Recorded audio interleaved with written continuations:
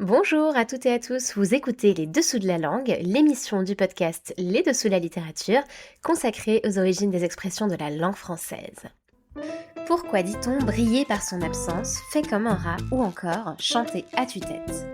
Bienvenue dans Les Dessous de la langue, l'épisode qui met la langue française à l'honneur. Imagée, vivante, évolutive et parfois fantasque, la langue de Molière est riche d'inventions. Et c'est justement cette variété que je vous propose d'explorer avec moi.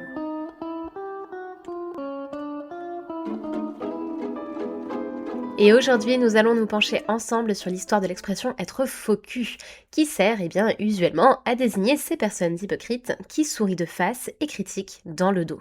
De manière assez familière, voire un petit peu vulgaire, on peut le dire, on peut alors ainsi avoir tendance à les désigner de faux cul. Mais avant de découvrir ensemble l'origine de cette expression, je vous invite à vous abonner au podcast et à la newsletter pour ne pas louper les prochains épisodes.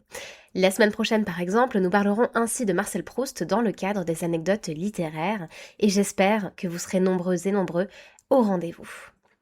Être faux cul, donc, avec une histoire pour cette expression qui est particulièrement savoureuse à mon sens, puisqu'elle nous vient tout droit d'une mode féminine très en vogue au XIXe siècle. Voyez-vous, très chères auditrices et très chers auditeurs, au XIXe siècle, les femmes portaient essentiellement des robes.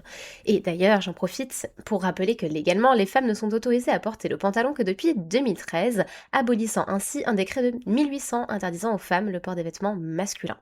Bref, je disais donc que les femmes portaient des robes. Et pas n'importe lesquelles, et surtout pas les robes légères et fluides que nous connaissons aujourd'hui, puisque toute la partie inférieure de la robe reposait sur une architecture en métal, dont la forme a évolué au fil des modes, mais qui donnait cette forme spécifique de vase renversé et que l'on appelait la crinoline. Brève histoire de la crinoline, vous allez savoir pourquoi dans quelques instants, elle a d'abord été faite à base de crin sous les jupons ou de différents types de vêtements, mais ça devenait extrêmement lourd, ce qui fait qu'à partir des années 1850 environ, on a l'idée de créer une cage, une véritable cage, armaturée et constituée de cerceaux métalliques souples qui sont directement cousus dans le tissu ou accrochés autour de la taille par un système de cordon. Et pour l'anecdote, le diamètre de cette cage pouvait atteindre littéralement jusqu'à 180 cm. Je vous laisse imaginer un petit peu la taille et la place que cela prenait au quotidien.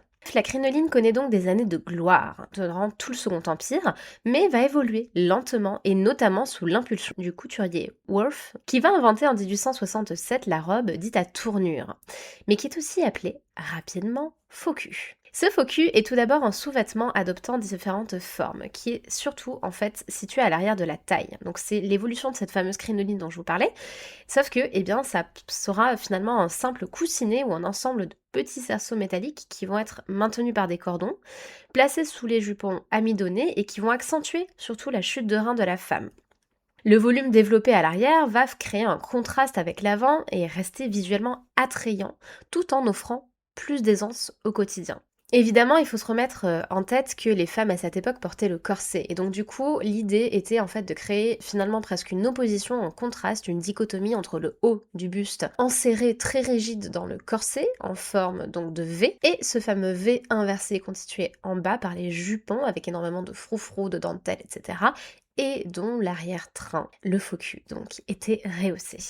Cette forme particulière de tournure au XIXe siècle se fait donc, comme je le disais, rapidement appeler un faux cul, puisque c'était littéralement un faux cul qu'on ajoutait au-dessus du vrai. Puisque mécaniquement, donc, les baleines servent à matérialiser un fessier qui n'existe pas, du moins de cette forme et de cette taille spécifique qui était recherchée par les couturiers et par la gente féminine de l'époque. Par procédé de métonymie, cette coquille vide en vient rapidement à désigner la personne entière, celle qui se donne des airs mais qui finalement n'est pas celle qu'elle prétend être. Comme la crinoline, la robe à tournure subit elle aussi de nombreuses modifications. Elle est d'abord volumineuse à son apparition, puis elle est chargée dans les années 1880 et elle disparaîtra finalement aux alentours des années 1895-1900, mais pas sans avoir laissé sa place dans la langue française puisqu'on lui doit cette expression encore si courante, être faux cul pour désigner les personnes hypocrites. Et d'ailleurs, dans les films d'époque, on trouve le plus souvent ce type de robe lorsque l'on voit les dames aux différents bals pour le début du XXe siècle, la fin du XIXe.